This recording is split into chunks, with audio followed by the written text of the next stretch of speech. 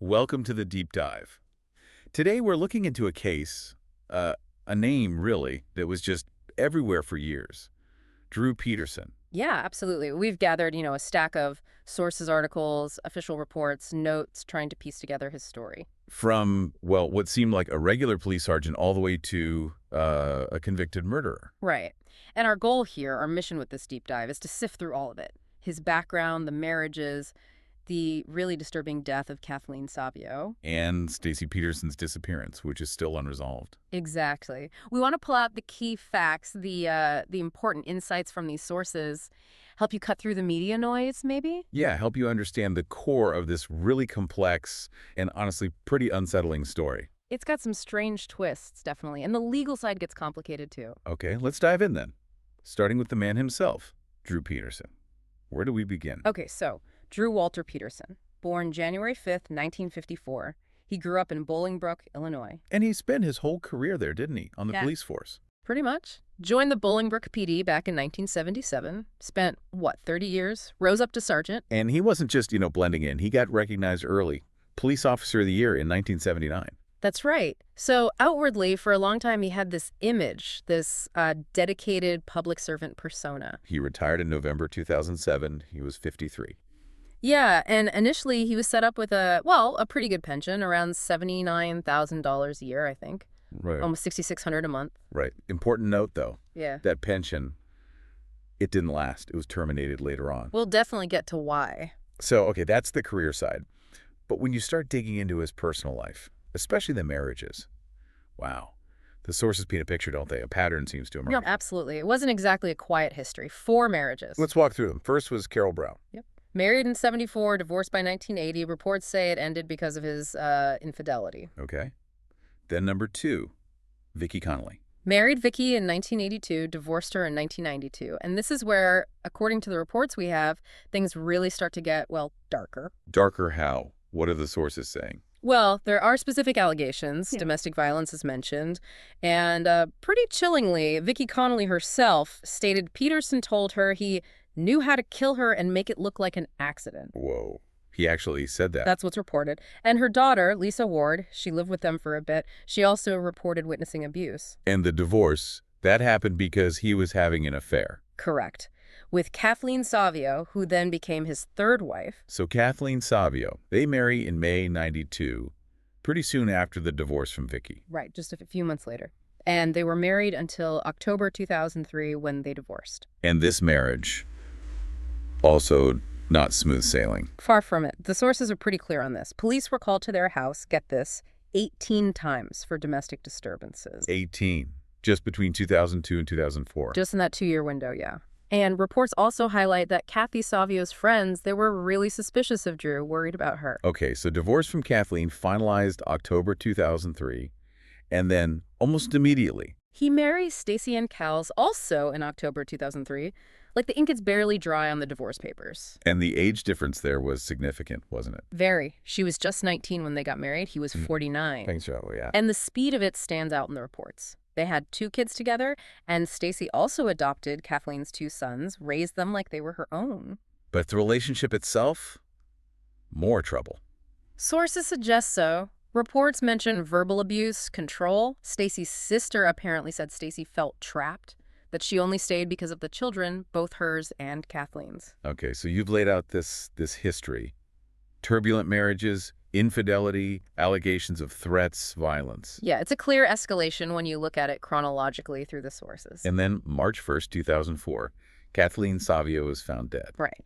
In her home. She was found nude, face down, in a bathtub that was dry. And there were injuries. Yes, the postmortem photos reportedly showed a big gash on her scalp and bruising as well. Doesn't exactly scream simple slip and fall. But the initial ruling, that's where it gets really weird, right? Exactly.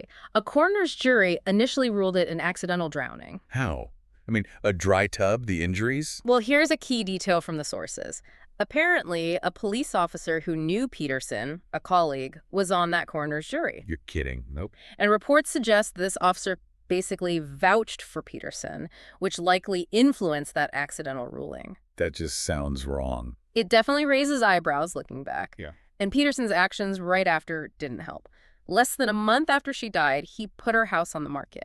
Did he tell the buyers what happened? Reportedly, no. He apparently told them he was selling because his kids liked the pool at his other house better, just moved on. So for years, officially, it was an accident. Case closed. Until 2007, when Stacy Peterson disappeared, that changed everything. Her disappearance directly led them to reopen Kathleen's case. Absolutely. It cast immediate suspicion back on the circumstances of Kathleen's death.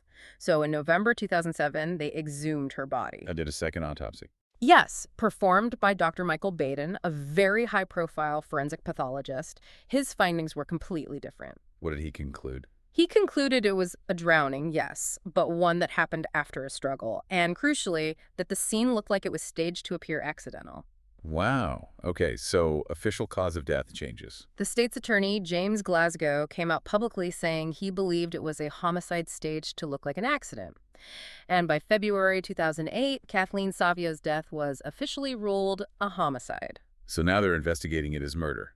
And presumably looking for evidence they missed the first time. Exactly. And new, or perhaps previously overlooked, evidence started coming to light, especially as the investigation into Stacy's disappearance ramped up too. Like what kind of evidence? Well, some really critical testimony started to surface. For instance, from Reverend Neil Shorey. Stacy's pastor. Yes. He came forward and reported that Stacy had actually confided in him before she disappeared. She told him, according to Shorey, that Drew had killed Kathleen and staged it. She said that direct. That's what the Reverend reported. And she also told him she was afraid of Drew.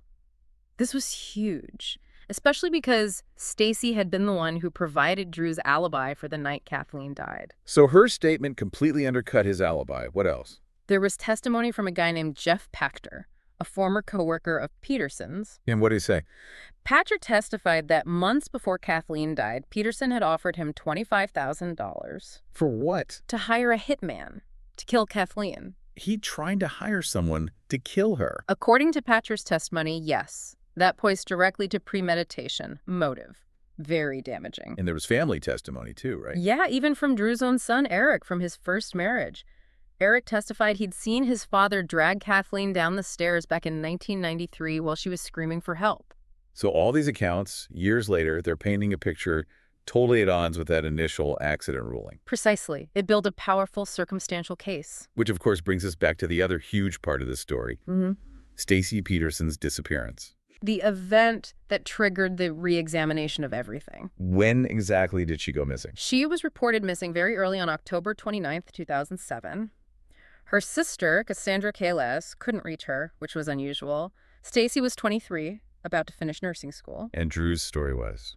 His account was that Stacy called him the night before, around 9 p.m. Sunday, October 28th, said she was leaving him for another man. And that she just left her car at the local airport, Clow International Airport, according to him. That was his explanation. But her family didn't buy that at all, did they? Not for a second. Her sister, her friends, they were adamant. Stacy adored her kids, hers and Kathleen's. They said she would never just abandon them like that. So a major investigation kicks off. Huge. Illinois State Police, the FBI got involved, search warrants on Peterson's house, property. They seized cars, firearms. Did anything significant come out of those searches or the investigation around her disappearance? Well, some really disturbing accounts emerged from people around that time. Like what? Okay, remember Jeff Pachter, the coworker? There was also a friend, Rick Mims. Mims reported that back in 2003, he'd actually bought 3 large blue plastic containers with Peterson. He even had photos. Blue containers. Why is that significant? Because of Thomas Morphy, Peterson's stepbrother. What did Morphy say? This is maybe the most chilling piece. Morphy reported that very shortly after Stacy vanished, he helped Drew carry a large, heavy blue barrel out of the house. How large? How heavy? Morphy described it as big enough to hold a person, and he estimated it weighed maybe 120, 150 pounds. He helped carry it to Peterson's SUV. Oh, my God. It gets worse. 2 days after helping with the barrel, Morphy attempted suicide. Reports say he was terrified he'd unknowingly helped Drew dispose of Stacy's body. That's horrifying. Were there other reports about a barrel? Yes. Some neighbors also reported seeing Peterson and another man hauling a large, like a 55-gallon barrel out of the house around that same time. And Stacy's sister, Cassandra. Cassandra Kales said she actually saw a similar blue container in Peterson's garage just 2 days before Stacy went missing. She apparently wanted Peterson to take a lie detector test specifically about that container. So all these accounts pointing to this blue container or barrel around the time she disappeared. Very suspicious, but ultimately circumstantial. Stacy's body has never been found. She's still officially listed as a missing person. Still missing today, according to all available sources. And Drew Peterson has never been charged in connection with her disappearance. No charges have ever been filed against him for Stacy's disappearance, though, as we mentioned, State's Attorney Glasgow has indicated it's not off the table entirely. Okay. So no charges for Stacy, but he did face trial for Kathleen Savio's murder. Let's talk about those legal battles. Right. Prosecuting the Savio case was tough. Because it wasn't initially treated as a crime scene, they lacked that fresh forensic evidence. So they were relying heavily on testimony. And those statements Stacy made. Hugely reliant on testimony, yeah. And especially on getting Stacy's statements admitted. That became a major legal fight because normally hearsay statements made out of court isn't allowed. How did they get around that? That seems like a huge hurdle. It was. There was a lot of legal maneuvering. Initially, a judge limited the use of hearsay, but then an appeals court reversed that. The prosecution argued for admissibility under a legal doctrine called forfeiture by wrongdoing. Forfeiture by wrongdoing. What does that mean? Basically, the idea is if you deliberately make a witness unavailable to testify, for instance, by, killing them, you forfeit your right to object to their prior statements being used against you. So they argued Peterson silenced Stacy, therefore her statements about him killing Kathleen could come in. That was the essence of the argument that ultimately won out in court. It's sometimes informally called Drew's Law because this case highlighted the issue, but the legal basis was that existing forfeiture doctrine. Got it. So that paved the way for the trial in 2012. Yes. The jury heard from witnesses like Jeff Pachter about the alleged murder-for-hire plot. And Eric Peterson, the son, about the abuse he witnessed. And critically, they heard about Stacy's statements to Reverend Shorey and others. And the verdict. September 6, 2012, guilty. Premeditated murder of Kathleen Savio. Jurors later said those hearsay statements, especially Stacy's, were very persuasive. Sentencing came in 2013. February 2013. He got 38 years. He appealed, went all the way up to the Illinois Supreme Court, but they upheld the conviction in 2017. But that wasn't the end of his legal issues, was it? Something happened while he was in prison. Unbelievably, yes. In 2015, while serving the sentence for Kathleen's murder, he was charged with trying to arrange another murder. James Glasgow, the state's attorney who prosecuted him for Kathleen's murder. He tried to hire someone from prison to kill the prosecutor. That was the charge. The plot apparently came undone when another inmate, Peterson, tried to recruit, tipped off the authorities, and then agreed to wear a wire. Wow. Wow. He went on trial for that, too, and in May 2016, he was found guilty of solicitation of murder and solicitation of murder for hire. And that added more time. A lot more time. An additional 40 years, sentenced in July 2016. So 38 plus 40? That's 78 years total. 78 years. His earliest possible release date now is May 7th, 2081. He'd be, 127 years old? So essentially life sentence. Where is he incarcerated now? It's been moved around a bit. Initially Illinois, then federal prison in Terre Haute, Indiana.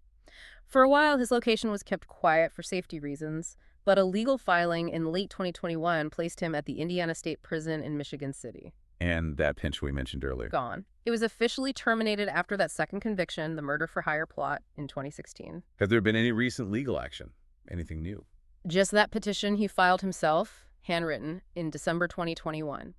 He's alleging witness intimidation by Glasgow back during the 2012 trial. Seems like a long shot, but it's out there. Okay, beyond the courts. This case was huge in the media. Peterson himself seemed to court the attention, didn't he?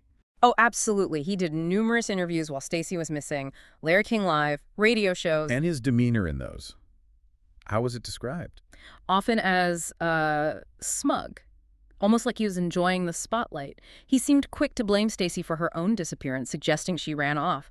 Some reports even compared his media appearances to other infamous figures like Chris Watts in terms of that strange public persona. And wasn't there that weird engagement thing in 2008? Yeah, very bizarre.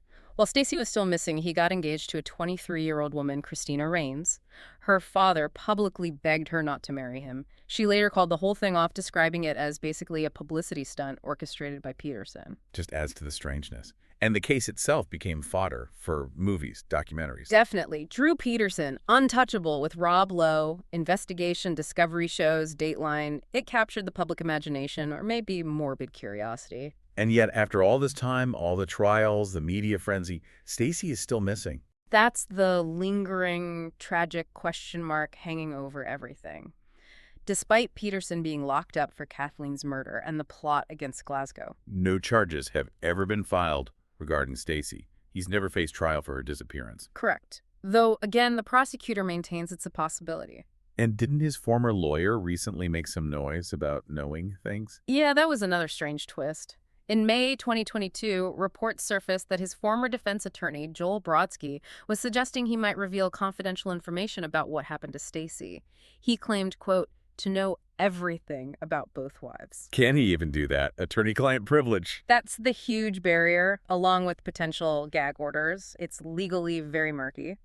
But Stacy's sister, Cassandra Kalis, actually said she'd support Brodsky if he came forward with information about Stacy. Just another layer of maybe someday we'll know, maybe not. Just leaves you wondering what secrets are still out there. Okay, so let's try to wrap this up. We've gone through a lot. The core story. A decorated police sergeant convicted years later for murdering his third wife. A conviction based heavily on circumstantial evidence and testimony, including statements from his fourth wife, Stacy, admitted under complex legal rules. And then he gets more time for trying to have the prosecutor killed from prison. While Stacy, his fourth wife, the one whose statements helped convict him, remains missing. Her fate officially unknown. Looking at all the sources we pulled, what's the main takeaway? I think it pieces together this really disturbing picture of, well, escalating control, alleged violence, manipulation over decades. It really underscores the importance of persistence from family, friends, investigators in uncovering a truth that was initially missed or ignored. Yeah, how multiple perspectives, even years later, can build a case when maybe the initial investigation or the direct evidence is lacking. It forces you, the listener, to think about, how hard it is to judge credibility sometimes, how institutions, police, the courts handle these complex domestic situations. And just the sheer determination of families like Kathleen's and Stacy's who keep pushing for answers when the system seems stuck or unable to provide them. Absolutely. So here's a final thought, something for you to really chew on. Drew Peterson's conviction for killing Kathleen Savio relied significantly on evidence, particularly Stacy's words, that might not have been admissible years earlier. Legal interpretations evolved, arguably because Stacy herself was made unavailable. Right. And meanwhile, Stacy's own disappearance remains unsolved, a mystery. With these hints, these whispers, that maybe someone like her husband's former lawyer holds the key. So what does this whole saga tell us? About how truth gets obscured, maybe by time, maybe by deliberate actions, how it can sometimes be revealed through shifting legal landscapes or persistent digging. And what about the weight we give to different kinds of evidence, circumstantial, hearsay, direct? Is it possible that some secrets, even ones people think are buried forever, might still somehow come to light?